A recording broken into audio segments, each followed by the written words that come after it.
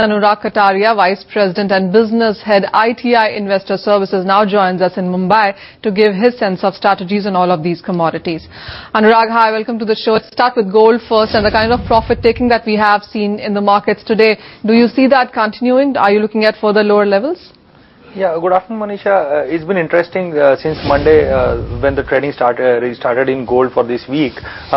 We have seen a sort of cracks coming in on Monday, but to be continued on Tuesday. I think yesterday what we saw was most of the action happened post India closing, wherein we saw the new low of around 1835, 1832, and again bounce back in the Asian markets. I feel now, since this kind of cracks which are coming in from the new highs of 1912, I believe that 1872 or 1882 would be a key level for gold to resume the strength. Till that time, we would be trading in a range of around 1820 to 1862, and that's the range we want to follow. And looking at this range, we would be sellers at the current market price as far as gold is concerned. How about the silver prices? Because from some odd 67,000, we seem to be coming back at around 62,000 right now in the Indian markets. Are you looking at a level of 60,000 or a breach below that in the Indian markets in coming couple of days? I believe compared to gold, I think silver will show a much resilient movement in terms of the downward pressure is concerned. We still believe around 60,000 would be a good buy for silver, even if those prices come in with a stop loss of 58,000 and again a target of around 67,000 can be continued. But relatively compared to gold, silver has much more strength to go northward. How about the crude prices? Because while we are into the hurricane season and while we are also looking at estimates of a decline in US inventories, do you think these couple of factors really would support the prices, and are you a buyer at these current crude levels?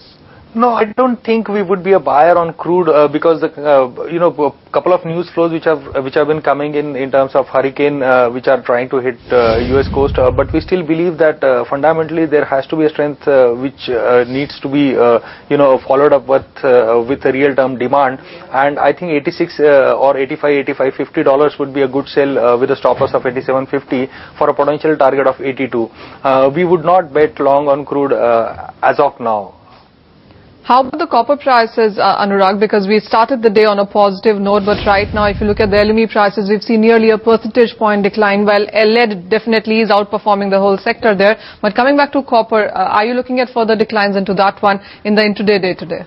Yeah, very much possible, because MCX range has been like this only around 397 to 404, and that is the range. So any price near 404 with a stop loss of 406.50 would give you a potential range of 398 to 400 rupees. So I believe that this weakness should be capped around 396, and that should be a trading zone one should be trading in copper.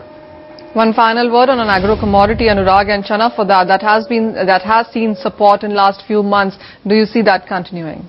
Yeah, we do believe that will be continuing, because the kind of sowing report we have seen across the pulses sector, there still is a deficit, and especially in Chana there is a huge deficit. We feel that even the peak arrival season which is currently running, the prices are strengthening, and we see this strength coming into 3,300 to 3,350 kind of a zone for September to October contract.